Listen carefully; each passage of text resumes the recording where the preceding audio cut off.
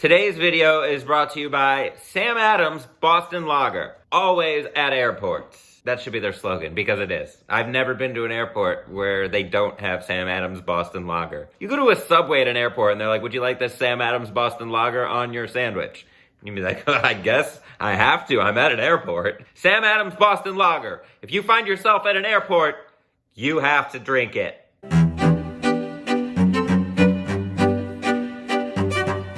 We have to be careful not to have unrealistic expectations about our potential and realize that there are still concrete restraints. All this stuff that I've been talking about sounds great. It sounds very fairy tale. Happily ever after. If you're like, I'm gonna cure coronavirus. Well, I'm happy you have that self-confidence, but starting from where you are, there's a few steps along the way. Like, you can't think to yourself, well, because I'm happy, I'm gonna be super successful by tomorrow.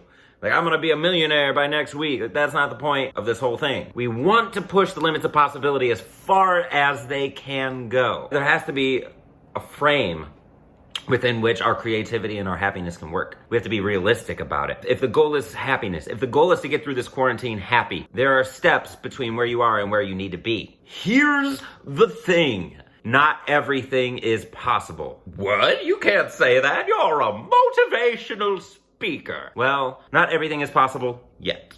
At one point, Sam Adams was just like, I want to get myself drunk. And he was like, well, I want to get my friends drunk too. And now he's like, I want to get everybody at airports drunk. And everyone was like, what are airports? And he's like, oh, just wait, people are going to fly. And everyone else looked at him incredulously and said, people can't fly. There were a few steps in between Sam Adams and Sam Adams being carried at all the airports across the entire universe.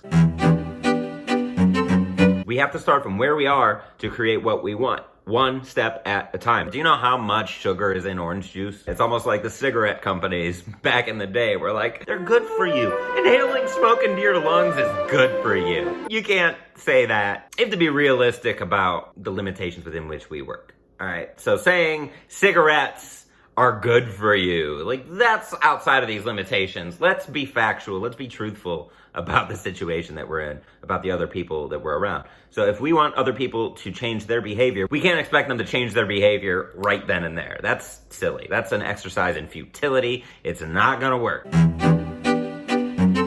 If I want the people around me to be better, I have to act in a way that communicates that I believe that they can be better. Otherwise, they don't have any reason to be. Right.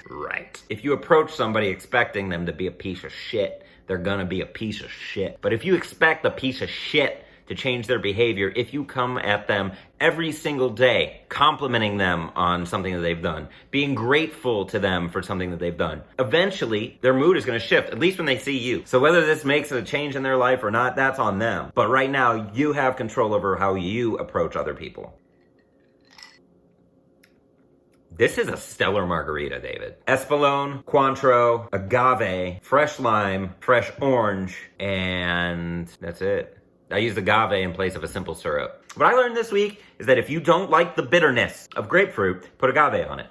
If you don't like the bitterness of other people, put agave on them. Just cover them in syrup. I like to think of dealing with difficult people the same way I think about making a dish. They might be a little bit spicy, but you can balance that out with a little bit of sweet or a little bit of salty or a little bit of umami in a way that complements it rather than getting rid of it. Like, you want the spice to still be there, but you don't want it to overpower everything else. So you've got to add a little bit of something, a little bit at a time, until it's just the right amount to where they're still that person. They still have that core personality trait, but there's an added layer of optimism or an added layer of empathy or an added layer of fun. And we have to deal with all kinds of people from all across the spectrum every single day. If we aren't trying to add something to complement what they're bringing, if we're trying to get them to change everything about themselves, it's not gonna work. But if we bring something to the table that adds to who they are, that's the way to do it.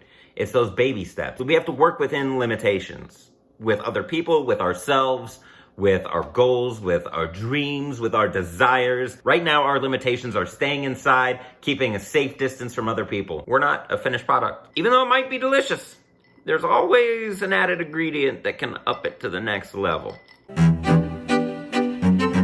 The trick that I use is knowing that there is something funny in every single challenge, in every single obstacle, and every single curveball, roadblock, quarantine that we're thrown. There's humor to be found. Now, I don't necessarily know what is funny right away. I don't.